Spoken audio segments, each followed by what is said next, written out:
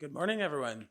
My name is Andrew Gibbs, and I love packaging, and you probably do too, and that's probably why you're sitting here today. So thank you for being here, and thank you to Aalto University for having me. I really, really appreciate it, and it's an honor to be here. 12 years ago, I started a website called Dieline. At the time, there were no blogs or websites really focused on the art of package design, so I started one. And fast forward, Dieline is now the world's most visited website on packaging design. Over the past 12 years, we've published over 20,000 articles on packaging brands and designers from across the globe. And Dieline has received over 250 million page views since its inception in 2007. We've hosted 13 Dieline conferences globally and have hosted 9 editions of the Dieline Awards, our global package design competition. I was once called the man who loves packaging, and it's absolutely true. I love packaging. I love this industry, and through Dieline, I've devoted my career to advancing the art form of package design and really the issues that designers and our industry faces as a whole. And I'm incredibly proud of the work that my team and I have done. Dieline is a core part of who I am as a human on this planet. But when my life suddenly changed, I was forced to really rethink my individual purpose on this earth, and inevitably Dieline's purpose as well. 2 years ago, my health started rapidly declining. Out of nowhere, I started having major neurological problems and muscle loss and weakness on one entire side of my body. 6 months later, I was diagnosed with a congenital brain malformation that had caused a permanent spinal cord injury. My world stopped, to say the least. 6 days after my diagnosis, I had emergency brain and spine surgery in the hope of preventing any further damage. And it's been the most humbling experience of my life, to say the least. As a newly disabled person whose body's really been forever changed, and as someone who's seen how thin the veneer of health and ability can be, I really quickly began to see the world through an entirely different lens. During my recovery, literally laying in bed with 24 staples in my skull, I had this moment where I remember staring at Dieline on my laptop to my left, and on the right, I had the National Geographic Planet or Planet issue that had just come out. And in that moment, I just froze. I just remember reading this issue and just looking back and forth between the two. And I saw all this beautiful plastic packaging on the homepage of Dieline. And in that moment, I realized I was a huge part of the problem. In it, I learned that 40% of all plastic is used for packaging. And across the world, plastic makes up 85% of marine litter. These two statistics were absolutely the most shocking for me. The industry that I love and I've built my career on and have championed for over a decade was really largely responsible for polluting the ocean. And I realized that I am a plastic addict, the biggest one of them all probably, and I was complicit. I woke up to the ungodly amounts of toxic plastic waste that our industry creates, and I woke up to the monumental challenges that our planet is facing because of it. Deep down, I've known that plastic was a problem, but I never really understood the full extent of it. So during my recovery, I made a commitment to myself to learn everything I could about how packaging is contributing to the Earth's problems. And I really had no idea where the journey would lead me. I had the privilege to learn directly from some of the leading experts in the field of climate change, including former Vice President Al Gore through his Climate Reality Project. I was trained as a climate change leader and was taught all about the ways humans are polluting our beautiful planet, and it included a significant plastic waste problem. I've learned from marine biologists, doctors, designers, brands, and sustainability experts about the plastic crisis that our planet is facing. And I really began to have a much better grasp on the issue. I've since joined an incredible nonprofit called A Plastic Planet, and we've partnered with Dieline together to pursue a shared mission. Together, we want to ignite and inspire the world to turn off the plastic tap. We want to dramatically reduce the use of single-use plastic packaging, especially that used to package our food and drink. Because we have to ask ourselves as a society, why is it okay to package something as perishable as food and something as indestructible as plastic? So how did we get here to this? And what a mess we are in. Our planet is literally filling up with plastic packaging. So to understand how we move forward as an industry, we really have to understand the past. So let's dig into the history of our world's obsession with throwaway plastic packaging. Plastic was invented in 1856, just 153 years ago. This is absolutely nothing in the scope of human history. This is just a couple generations. In just 107 years ago, in 1912, cellophane became the first widely used plastic in consumer packaging in the US in the iconic Whitman sampler. And by 1938, cellophane accounted for 25% of Dow Chemical's total profits. And the worst part of this was that a chemical company, literally a chemical company, advertised toxic cellophane plastic to the world as safe enough to put a baby into. In 1946, Tupperware was developed in the USA out of polyethylene, and it became an instant hit. And in the same year, the first major commercial plastic spray bottle was invented with Stopette, this underarm deodorant.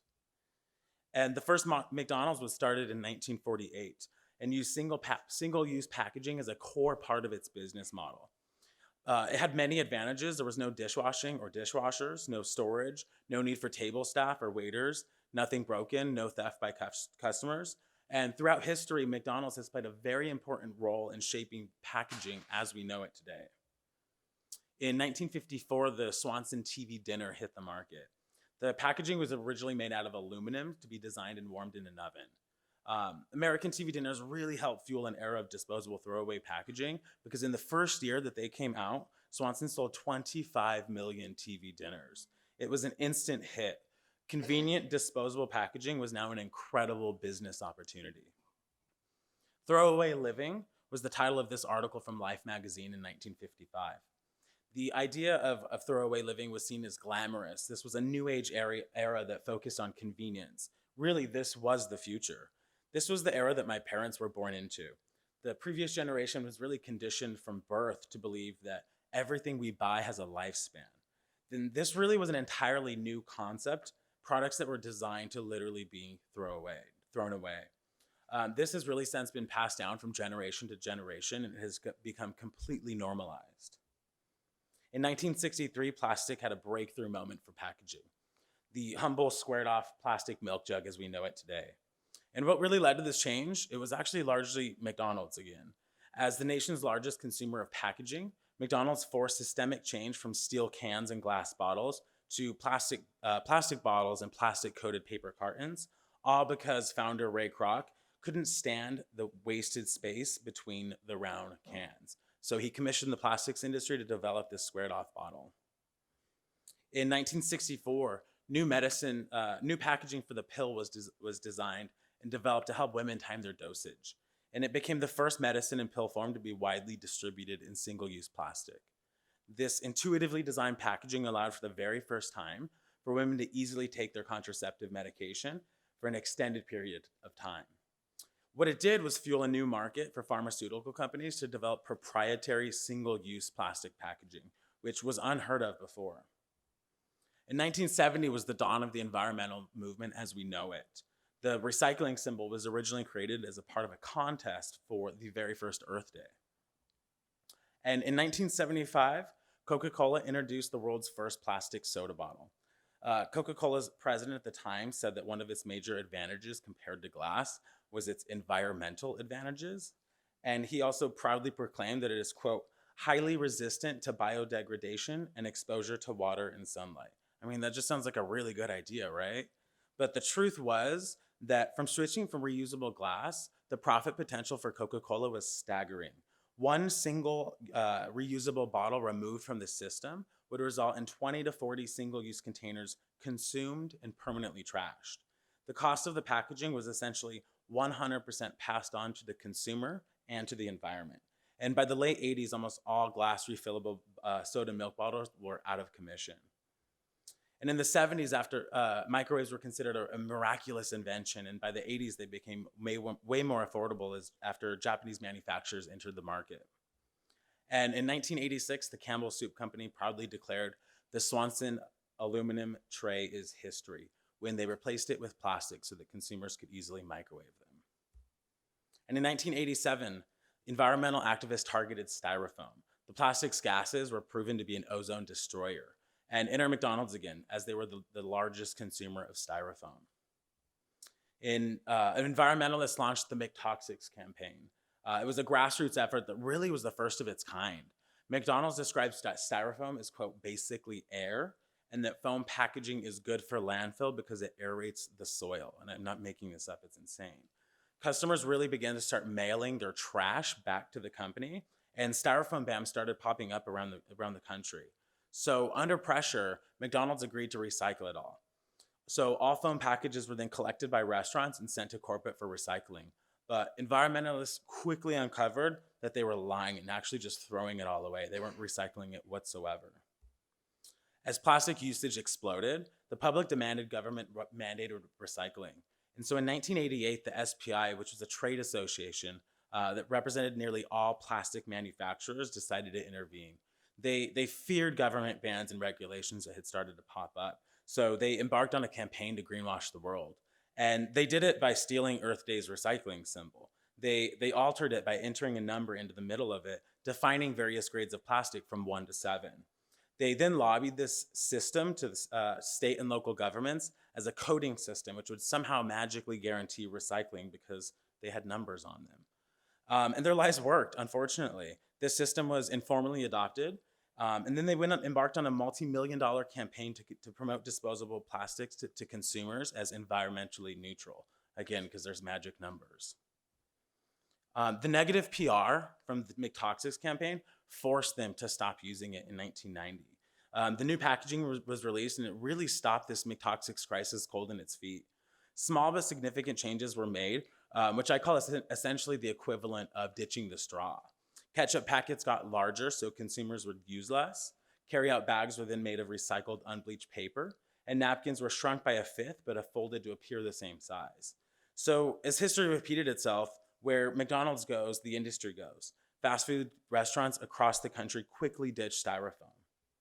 And by the early 90s, researchers already established that 60 to 80% of the waste in the ocean was non-biodegradable plastic. In the early 90s, we already knew this. And the amount of plastic washing up on beaches was increasing. In 1997, the Great Pacific Garbage Patch was discovered. It's the world's largest collection of floating plastic trash. Microplastics make up 94% of an estimated 1.8 trillion pieces of trash in the patch. And the term microplastic wasn't even coined until 2004. And by 2014, plastic sales worldwide hit $1 trillion. And you have to remember, plastic is oil, and this is a global industry that has zero motivation for change. In 2016, China imported 2/3 of the world's plastic waste, and 89% of it was single-use food packaging. China had essentially become the world's dumpster of plastic waste. In 2007, it was established that just 9% of plastic was ever being recycled. That's it. 12% of plastic is incinerated, and 79% of it would go straight to landfill. And in 2018, China stopped importing the world's plastic trash completely. Their move through the recycling industry into complete turmoil. Where was all this plastic going to go? But what it really did was it revealed that when hundreds of countries around the world said that they were actually recycling their plastic over the past few decades, what that really meant was that we were just shipping it and exporting it to another country, not actually recycling it into new plastic. That's what recycling is. It's literally exporting it to a third world country.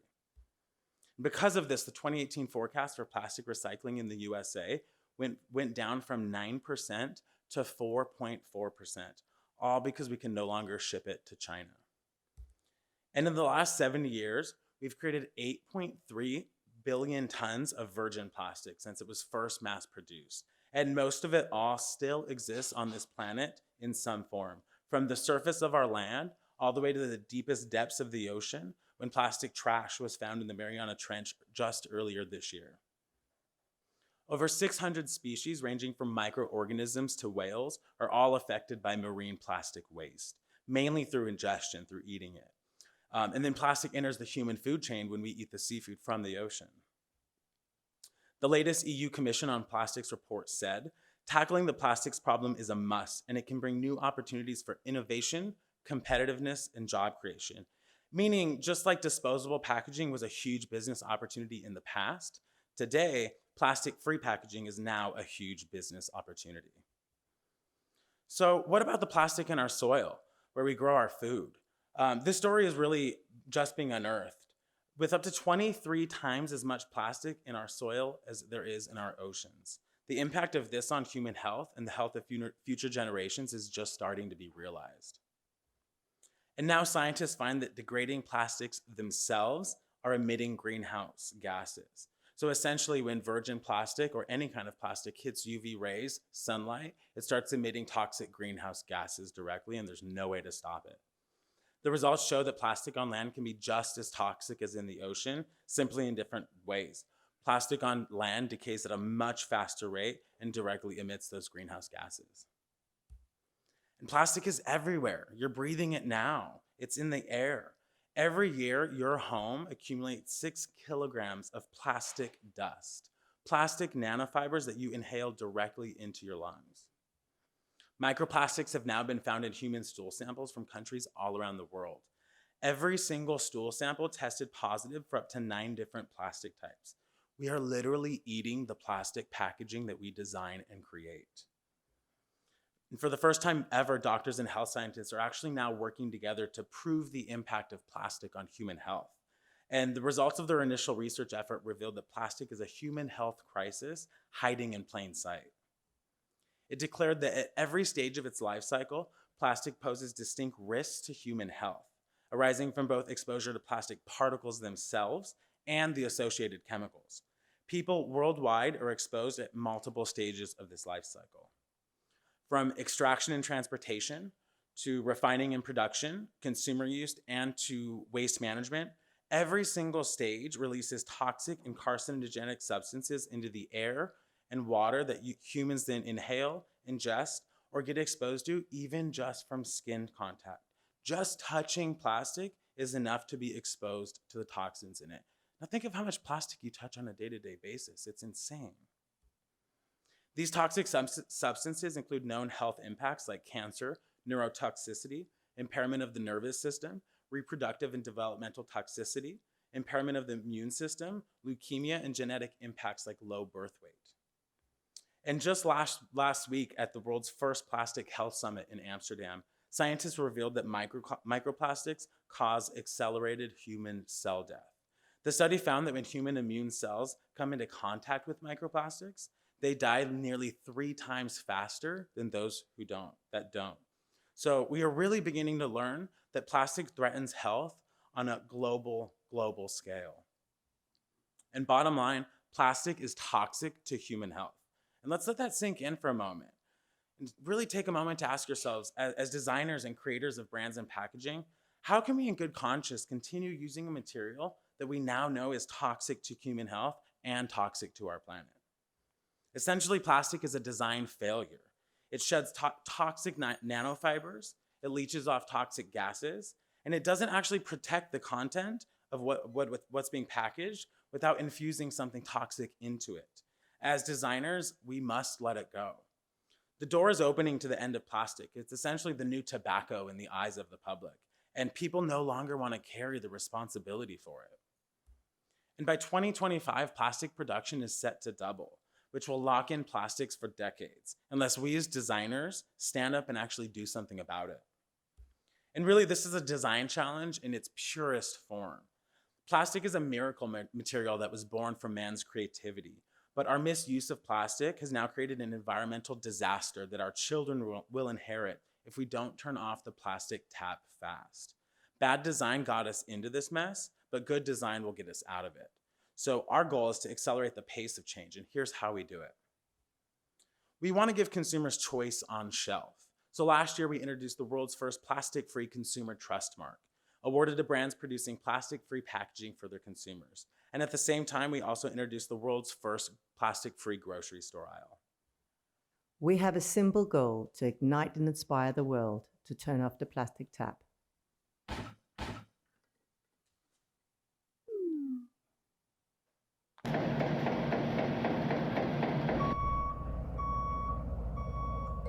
Talk about that now with Sian Sutherland. The campaigner behind the idea, Sian. Sutherland Group, a plastic planet. When did it become okay to wrap something as perishable as food in something as indestructible as plastic? So it is very hard if you want to change your habits and you go to the supermarket and you push your trolley and you're trying to put your meat and your fish and your weekly groceries in, and everything is wrapped in plastic. So you end up taking this shed load of plastic home, you put it in your bin, you have no idea if it's actually going to be recycled properly. So our campaign is super simple. We want supermarkets to create a plastic-free aisle. The Prime Minister has urged supermarkets to introduce those aisles where shoppers can buy products with no plastic packaging. Supermarkets also need to do much more to cut down on unnecessary plastic packaging.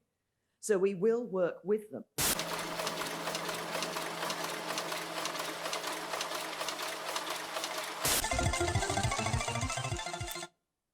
The plastic-free trust mark cuts through the confusion of symbols and labels and tells you just one thing: this package is plastic-free. You can now buy wheat-free, gluten-free, fat-free, all of these things, but you can't buy plastic-free. It's more than a mark. It's a symbol. It's a revolution for choice. Finally, shoppers can be part of the solution. And here's what It's it a very looks like. exciting day for us today because after 12 months of campaigning, we have our first Plastic Planet plastic-free aisle, where we're very excited to be partnering with Ecoplaza, who are the Dutch supermarket chain of 74 stores. Today in our plastic-free aisle, we have 700 products. We have rice, sauces, pulses, your meats, even your vegetables. It's all plastic-free. This packaging is made completely out of compostable biomaterials. You can throw this in your fruit and vegetable bin. It will compost in 12 weeks into water, carbon, and so it will completely disappear. This is a fantastic demonstration that any supermarket, wherever it is in the world, large or small, can adopt the use of this kind of packaging.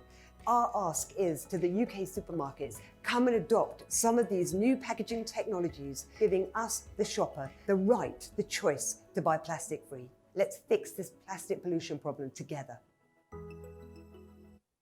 We believe in igniting business from within. So as entrepreneurs, we're passionate about the power of business to make change happen at large scale.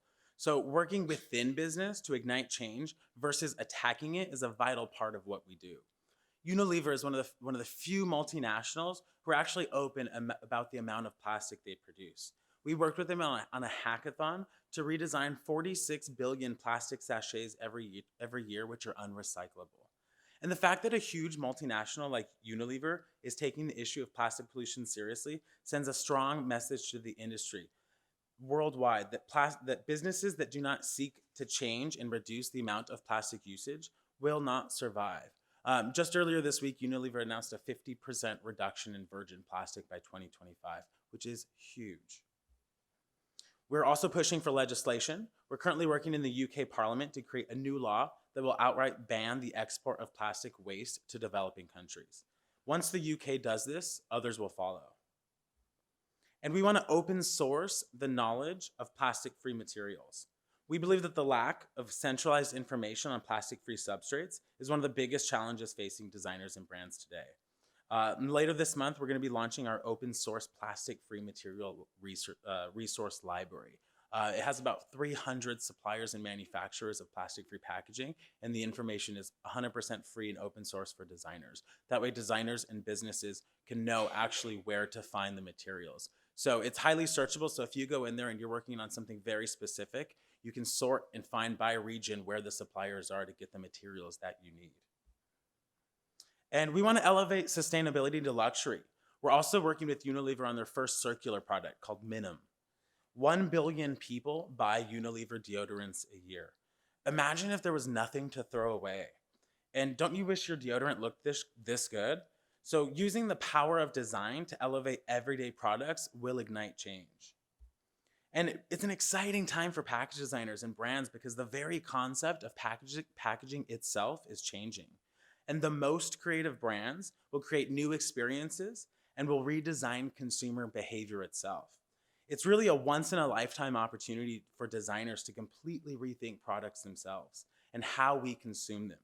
It's our opportunity to design our way out of this mess and really leave a better world for the next generation.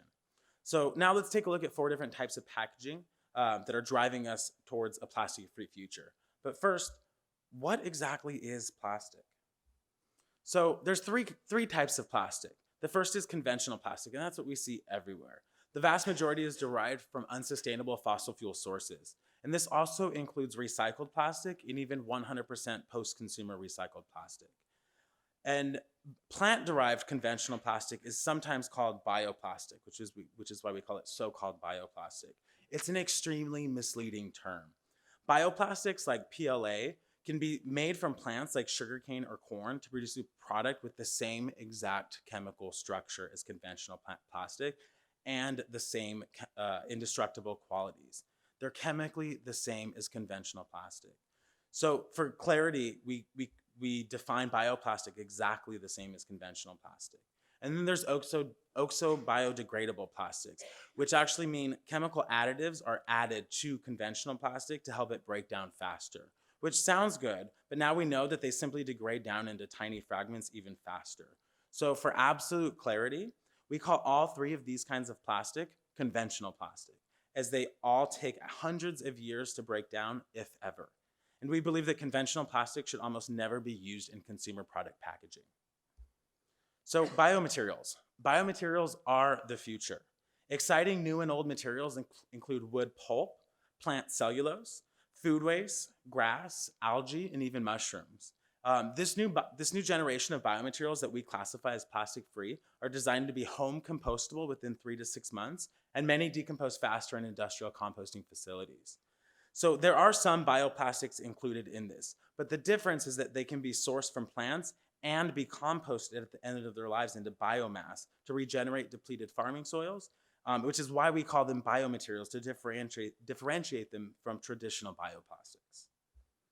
And Cove is the world's first water bottle made entirely from a material called PHA. It's a biodegradable material, and the Cove bottle won Dieline's very first Plastic-Free Innovation of the Year award. PHA, unlike PLA, will quickly break down into just CO2, water, and organic waste. It degrades quickly in all conditions, including soil, compost, and actually can degrade in waterways and marine sediment. And the cool thing is it degrades even faster in water. PHA has the potential to dramatically reduce the amount of single-use plastic that our industry creates. SOAPBOTTLE is a new material that's made with just wood fibers and natural glue. It's the world's first fully bio-based material that can be manufactured using conventional plastic injection molding and extrusion techniques, which means that one of the biggest issues facing brands, it's often just changing the machinery to new materials, but SOAPBOTTLE actually solves this. And paper fiber is being used in incredible new ways. The green fiber bottle aims to be a solution to the lack of current sustainable solutions for carbonated beverages. And Corona has even developed a plastic-free six-pack ring made from plant-based biodegradable fibers. If left in the environment, it simply breaks down into organic material. And a material called Cygnus EcoBoard is quite literally a waterproof paper. It's available in 7 calibers, and it's an incredible alternative to plastic-based solutions. And we even partnered with an inventor to create a recyclable festival tent out of it. NatureFlex is a specialty packaging biofilm sourced from renewable wood pulp from managed forests. And then there's Carapack, which is a sustainable, durable, home compostable plastic alternative. It's made from crustacean shell food waste. So it's a byproduct of that. And there's actually no need for landfill or for recycling. The material will naturally break down in soil in just 3 to 6 weeks. And going back to nature can be even simpler. This Thailand supermarket says no to single-use plastics and instead just wraps their produce in banana leaves. And this is called Peel Saver. It aims to replace plasticized paper packaging by simply using the peel of the potato itself to package the potatoes. And Ecovative's mushroom packaging is made from mycelium, from mushrooms, and the agricultural byproduct of hemp. This is a high-performance solution that's cost competitive with conventional foams, and it's 100% home compostable.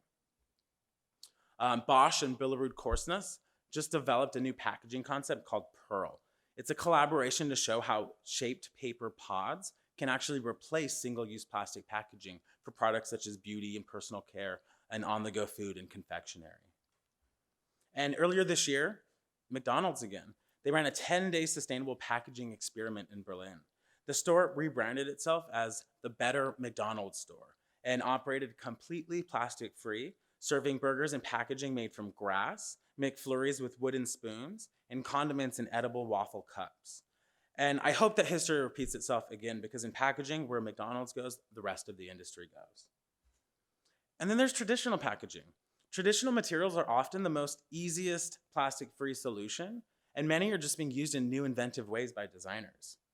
Aluminum and tin can be recycled in an infinite loop, And aluminum cans are one of the most sustainable packages on the planet.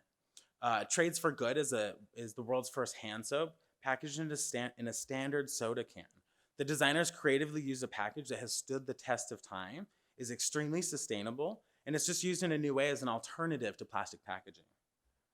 Glass is 100% recyclable and can be recycled endlessly without loss in quality or purity, something that few food and beverage packaging options can claim. Yoplait released a new line of yogurt that comes in reusable and recyclable glass, and it's 100% plastic free. And paper is one of the most all-around versatile packaging materials. Paper is the future of packaging. Brands like Clean Cult are using traditional plastic-free paper packages and using them in new ways like refills for hand soap. And even returning back to stoneware, this is a yogurt brand packaged in terracotta, giving the packaging an afterlife. And then there's zero packaging. Other brands have taken a zero packaging approach, creating packaging that disappears completely. For their Naked line, Lush reformulated their top-selling products to completely eliminate packaging altogether by simply removing all liquids and making them solid. It's the same great product in the shape of the bottles and containers that they used to come in, which is so clever. And you can get nearly every single skincare product from Lush 100% plastic-free. And KFC released a Double Down wrapper, which is printed in edible and flavored ink. They incorporated their signature Zinger flavor into the wrapper itself, giving customers an entirely unique new branded experience that plasticized paper packaging can't. And the soap bottle is packaging made from soap for liquid hygiene products. And the content within it is, when the content within it is being used, the soap packaging itself gradually dissolves. So when finished, it can be used just as soap. Soap is made from natural ingredients and it's biodegradable. So with a soap bottle, waste for these kind of products can be completely avoided. And Nopla is an edible seaweed-based material. It's already cheaper than plastic and can encapsulate any liquid from water to soft drinks to spirits and cosmetics. And this is a capsule collaboration with the Glenlivet that was released just this week. This slide I've had in my deck every time I've given this talk, and it's the one that's changed the most because it was just a concept just a year or two ago. And they recently did the London Marathon where they started releasing it, and this came out this week. So real brands are already starting to embrace these new materials.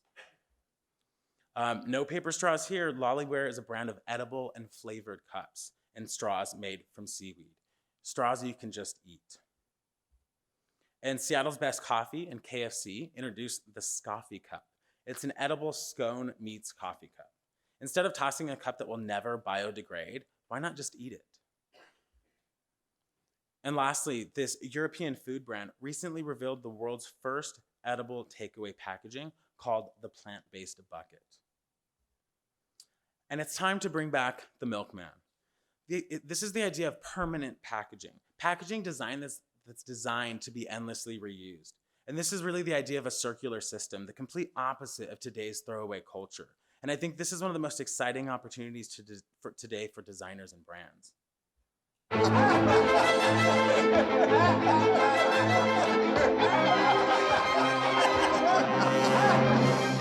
This quarter alone, we sold 4 billion of these babies.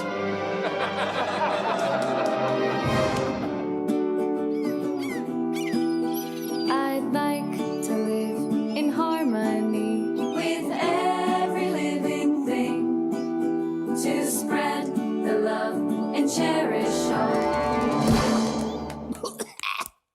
that planet Earth may bring. How many bottles would it take before we face the cost?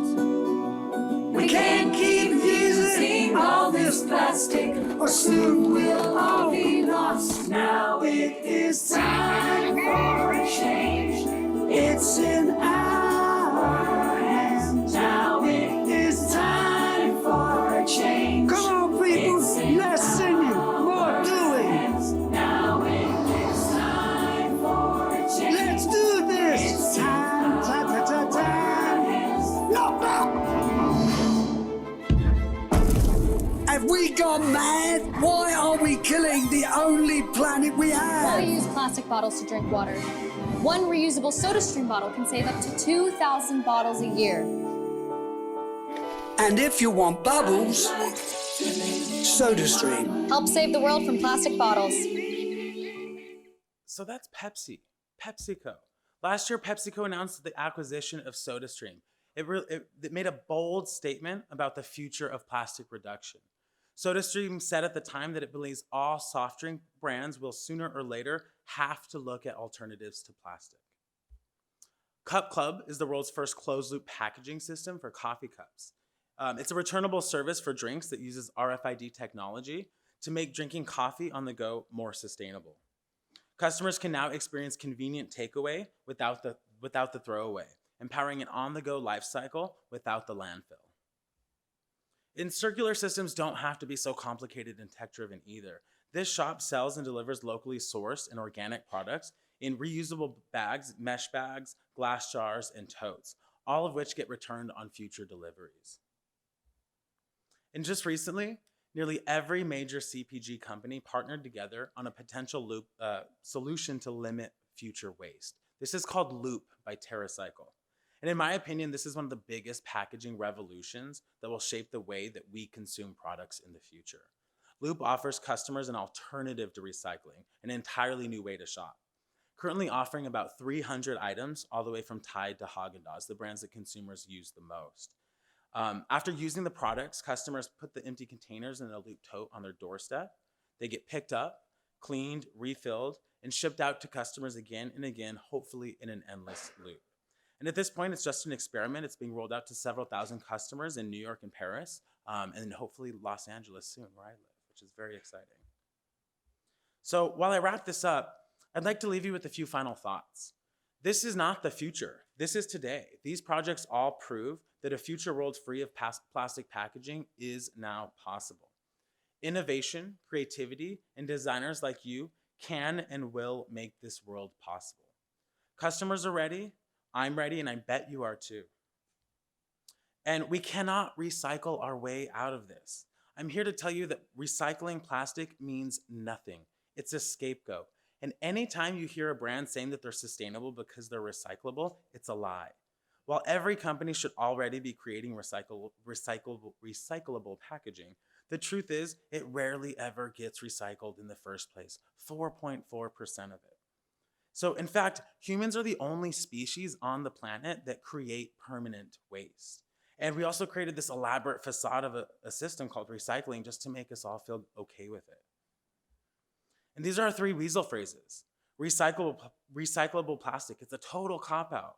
It's not being recycled. And then if it is, it only downgrades. What's it being recycled into? Recycled plastic, this is absolutely not the answer. A lot of brands are using 100% rPET, which is a great first step, but it's simply delaying its next journey to the bin, to the incinerator, or to the ocean. And then there's ocean plastic. We call this a highly emotional plastic. This is plastic that's literally scooped up from the ocean or from beaches or near the marine environments.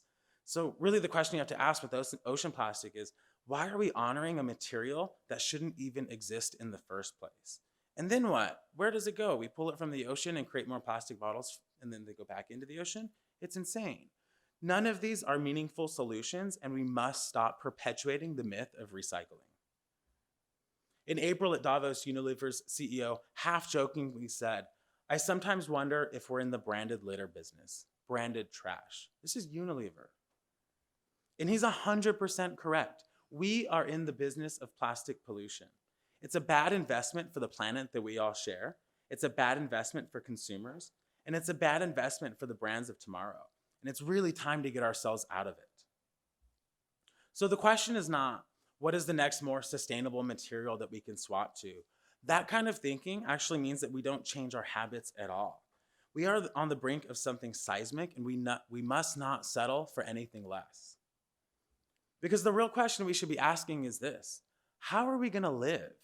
How can we take this moment to explore a whole new value system where we create a brighter future for our children, where we realize that we have been on the wrong path, and although that we are not the generation that created this mess, we must be the generation that solves it. Because we have more power in shaping the world of tomorrow than we think. Brands and designers now have all the tools available today to design a world free of plastic packaging pollution. And as designers, We are the ones who have a unique ability to envision, design, and create a better world. And this is a time where our shared planet needs designers the most. We are the solution to this problem.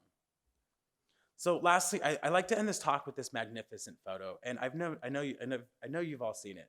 It's one of the most viewed images in human history. It's called Blue Marble. It was taken on one of the last of the Apollo missions. For the first time, the astronauts had the sun behind them when they took this image. And it was the first picture of the Earth fully illuminated. It changed the way that humanity thought about our common home. It was actually the very first time we ever saw it as one whole world. And it reminds us that we are all connected. It reminds us that our actions now have an impact on our planet today. And it reminds us that we all need each other. It reminds us that we all need our shared home. And it reminds us that we all have a part to play. Ask yourselves, what's your part? What can you do? So I hope you'll join us in becoming part of the plastic solution and not just part of the plastic problem. Thank you.